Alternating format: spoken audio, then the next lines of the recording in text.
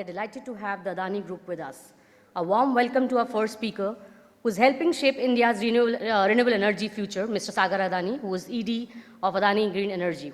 As the group ED, Mr. Adani has been at the forefront of building one of the largest portfolios of solar and wind projects in the world. Sagar Adani has been closely involved in driving the group's strategic expansion in clean energy, infrastructure, and new age sectors. Under his guidance, the Adani Green has scaled rapidly, building one of the most ambitious portfolios of solar, wind, and hybrid power projects globally, while also playing a pivotal role in India's green energy transition and net zero ambitions. Sagar Adani joined the group in 2015 after graduating from Brown University. Having started off his career in projects, he is credited with building the entire solar and wind portfolio of Adani Green Energy. He currently oversees organizations building as well as strategic and financial matters of Adani Green Energy. He also joins us this time around with Mr. Jugeshinder Singh, fondly known as Robbie, who's a group CFO of Adani Group. A seasoned global finance leader with over 2 decades of experience across investment banking, infrastructure, and capital markets, Mr. Singh has been instrumental in shaping the Adani Group's capital management strategy, global investor engagement, and growth financing. As a group CFO, Robbie has been at the helm of some of the largest capital market and M&A transactions of this country, fueling growth across infra, energy, and digital sectors. Prior to joining Adani, Robbie has worked in iBanking with a focus on infra, regulated assets, structured finance with Merrill Lynch, Macquarie Bank, and the Commonwealth Bank of Australia. We'll have a quick presentation by the Adani Group, followed by a conversation with our CEO, Mr. Nirav Sheth, and Energy Lead Analyst, Sabri Hazarika, on how to navigate the current global flows, funding growth, and what's next for the group. May I request you all to please join on the group. Thank you.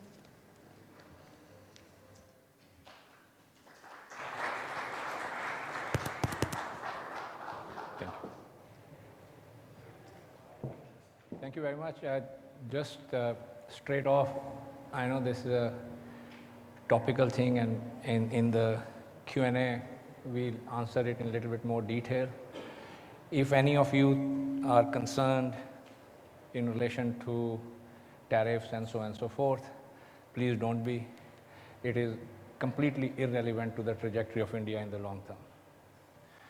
The tariffs can be 50%, 500%, 5 million%. It has no relevance to India anymore. There's a short-term issue we have to deal with, and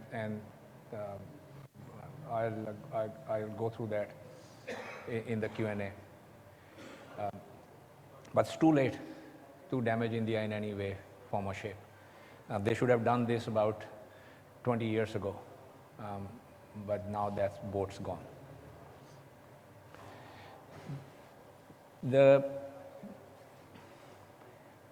My presentation prior to Q&A is to largely outline the story of Indian infrastructure and why it's important that we discuss the infrastructure element is to the infra core is the basis of productivity growth.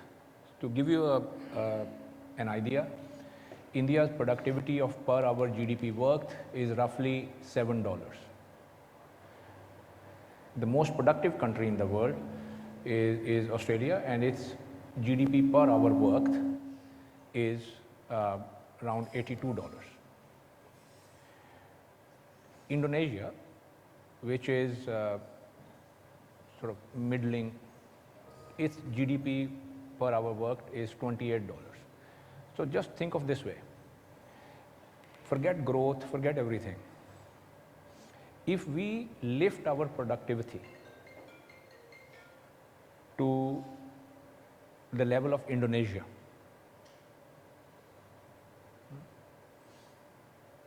that alone will propel our GDP to 20 trillion.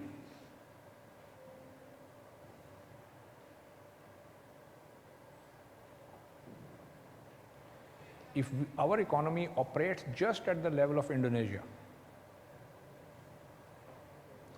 now if we operate at a middling level, say around where majority of large economies are, efficient large economies are, around $50,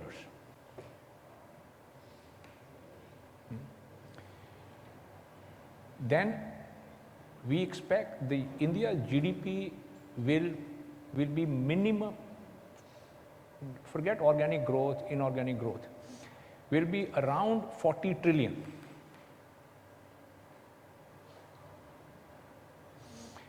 And one of the inputs into productivity and the GDP is the productivity plus capital plus labor. So the labor input has no change in the productivity. It's a separate factor. So, and similarly capital. So what I'm talking of is enhancing the productivity set. And we are at a point where India will enhance its productivity and actually will exceed, if we have to do a lot of things correctly, but we'll exceed the productivity of Indonesia.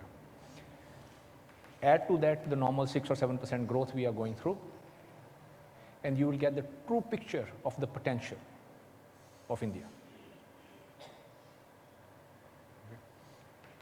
So our part in this is we invest in infrastructure.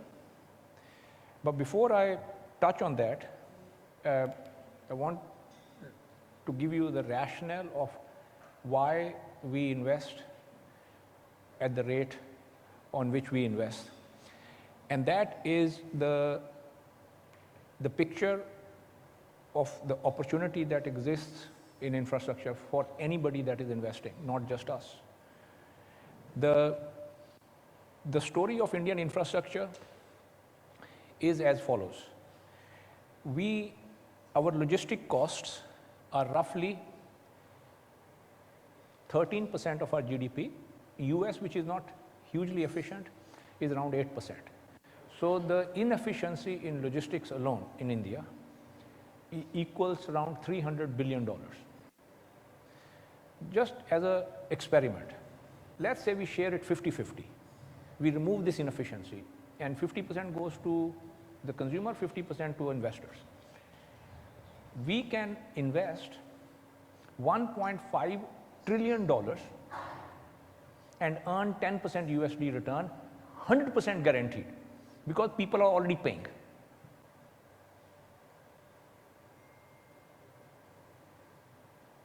And this is the fundamental basis of Adani Group's investment in Adani Ports, Adani Airports, and our road network.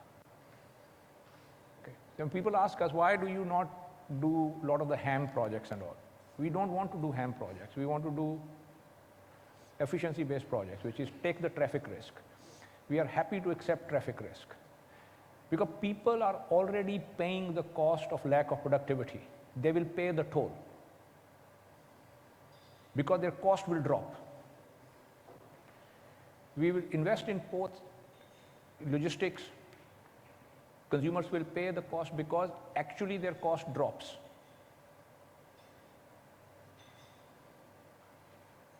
So every time we invest in logistics, every rupee we invest, we are 100% guaranteed to earn 10% USD return.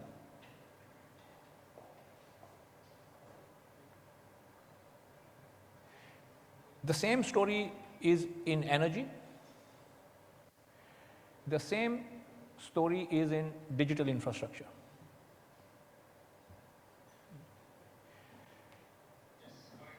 So today itself, we can invest, give or take, $4 to $5 trillion and earn a 10% return, 100% guaranteed.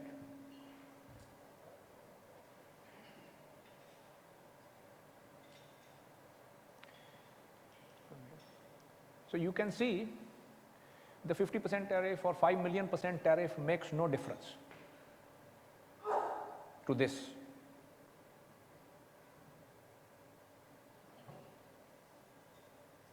And you please understand also, this is the reason the tariffs are there.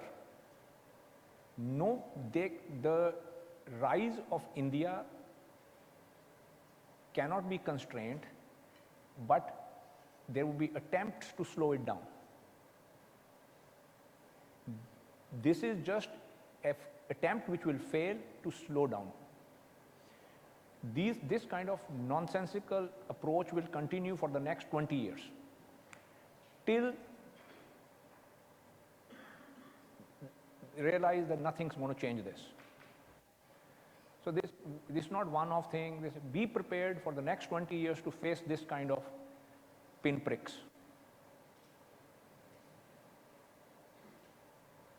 They don't mean anything, because this investment opportunity, just in the sectors that we invest, there, across the board you can invest also, has nothing to, no tariffs, nothing can change this.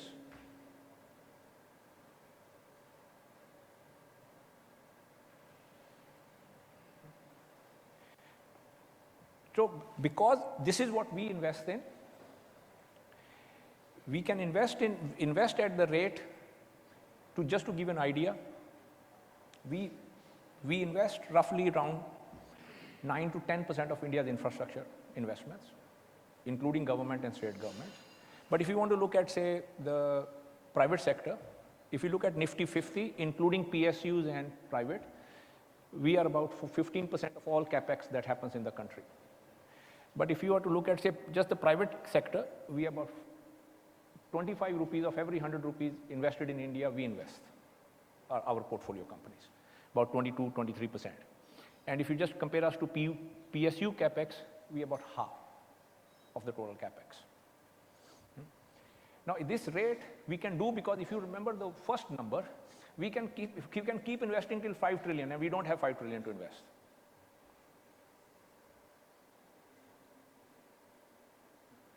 So there is no when will it stop, and nothing is going to stop. We will be investing at this rate for the next one generation. And then that will propel the next level of investment from about $27, $28 to $50 productivity. So this is going to continue for next 2 generations. It is the biggest investment opportunity in human history.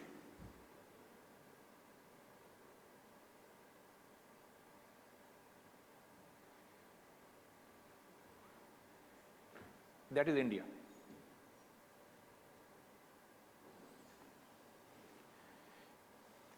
So consequently, what happens is, it doesn't matter what occurs, whether it's COVID, Ukraine, our own, the information distortion attempt on us to sabotage our business, Middle East conflict, it doesn't matter what it is. The growth last 6 years, 24% in our underlying cash flow. Free cash flow available to us, growth well over 30%. PAT growth close to 50%. Market cap also grew slightly below PAT, around 38, 39% during this period. And this is independent of noise, independent of issues. We highlighted various things.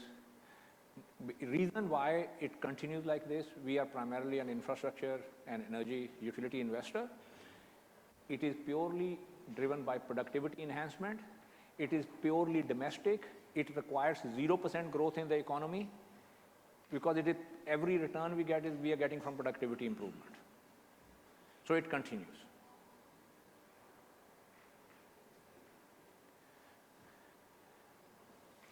And this growth, we are obliged for our investors, for ourselves, to do it with discipline. So you can see that it doesn't change our debt profile. We make this public, it's on our websites. We give the bands that we will remain within this level of debt threshold. During this growth period, where we've grown roughly 30%, you can see all our guided ranges, we are at the lower end in terms of debt to EBITDA. And result is that as our ratings improved, our cost of debt capital went from 10 to 7.92. 200 basis point reduction in cost of capital. And this happened when the treasury has gone from 1% to 4.5% in US. This is the ratings improved. The second discipline that you want to have on this is that when you grow fast, you can make mistakes and you can compromise on quality of the growth. Now, because we are productivity investors, we don't have to do that, and we will not do that. So you will see that we have grown from about 1.5 lakh crore of asset to over 6 lakh crore of gross assets in the last 6 years. So 4 times the size. But our rate of return on asset is around 16. So at 4 times the size, we continue to earn the return that we target to earn. And in fact, we will double from here, and we'll still earn the same return. Because as you saw on the first slide, 100% of our capital going into productivity. Okay. Scale will not alter our rate of return on asset.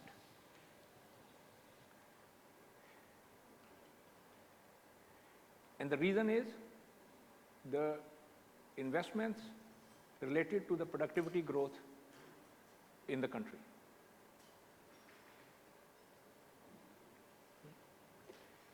And my basic message on this to the audience, to investors or companies who are here, is that because we have achieved this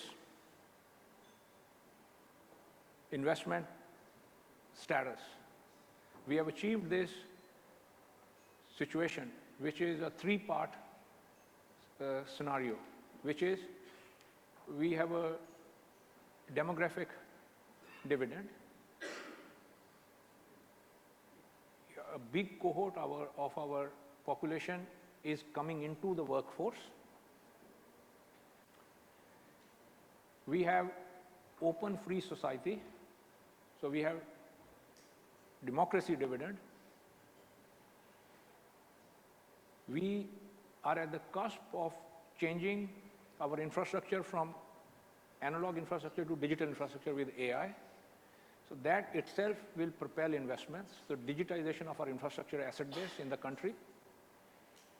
And fourth, the domestic capital. So monetization of our financial assets in India. The financial assets in India exceed or are close to around $15 trillion. Monetizing those assets will mean in entirety of what we want to do, we can do with domestic capital.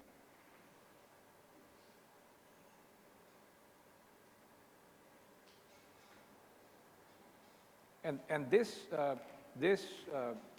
4 aspects are not available in any country of scale in the world. No country has this large a number coming into workforce like we have. No country is in a position to digitize to the level we will digitize. And the success of it you saw in the UPI. The success of it you saw on the biometric arrangement. So now you get the benefit of it, which is a Digi Yatra and so on and so forth. So India's tech stack, you're seeing the benefit of this coming into everyday life, for which there's no additional cost. And all of these benefits will keep coming.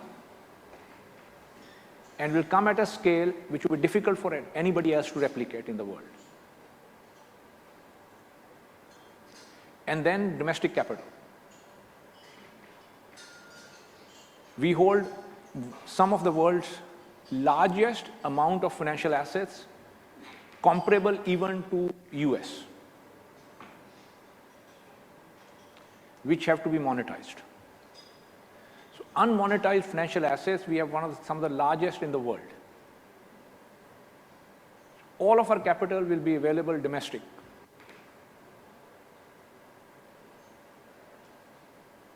And a large part of that capital in the first 20 years will earn its return by the improvement in productivity. So consequently, you will witness no change in cost. And you'll just keep having better and better and better infrastructure.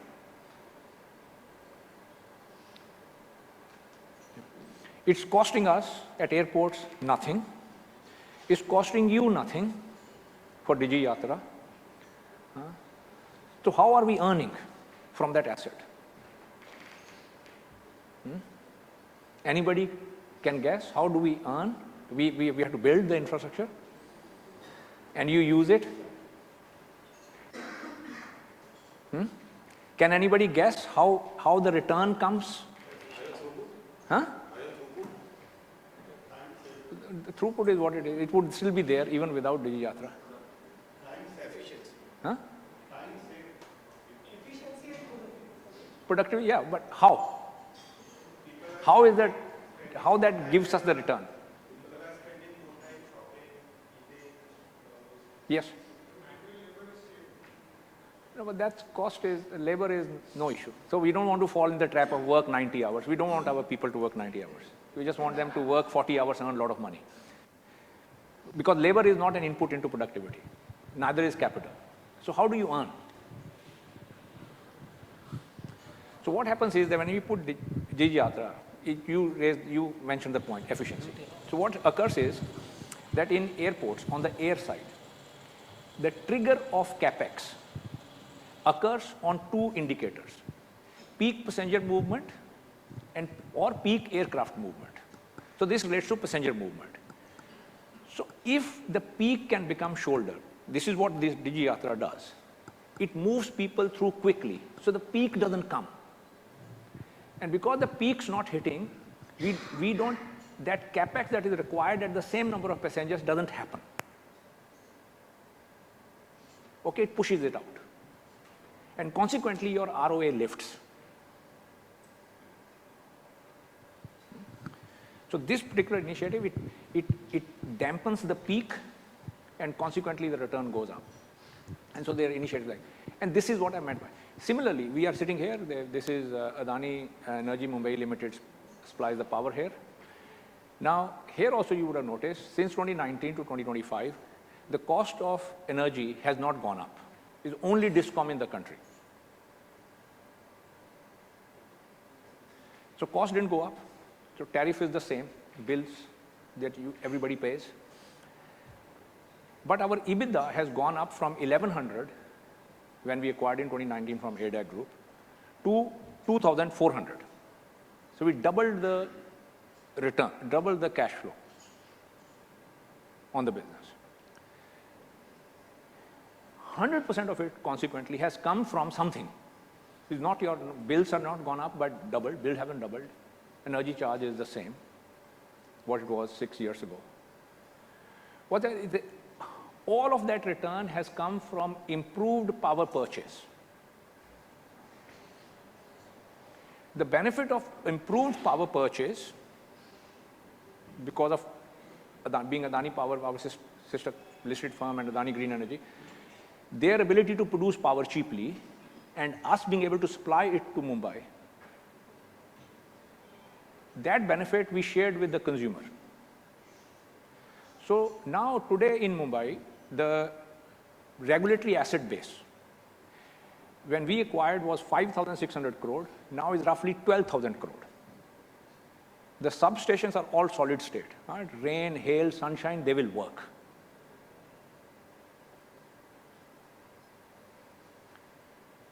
The underground wires are not paper covered, now are covered with proper material. So consequently, in rain, they will not short. So the reliability is gone up. So that's why AEML got voted the #1 distribution company in the country. Okay, all of this, example after example, is possible, but I just wanted to give you some idea of how investment in productivity gets you the return without having to charge the consumer. So we like, for example, Digi Yatra, nobody is charging.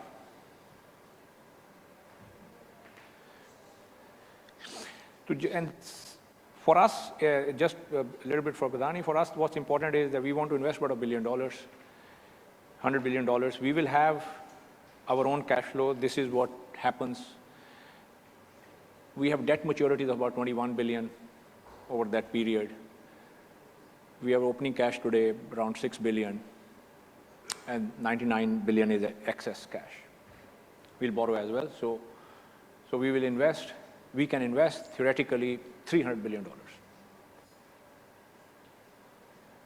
Our constraint is to build the development capability. So some of you would have heard the news that Adani Infra India Limited, which is our construction entity on the private family, owned by the family, it acquired PSP, ITD Cements, and a few other things, largely because we want to build a construction ecosystem comparable to, say, something like Hochtief in Germany or Cintra in Spain or Bechtel in the US, so that we can do CapEx at a much higher level with proper assurance, with proper governance. And so we will continue to do this, the idea being that we want to be able to invest more. And the reason is that it doesn't matter how much we invest, the requirement is in trillions of dollars. So with this, I will end the presentation. Sagar is here as well, so we'll do the Q&A session. Thank you.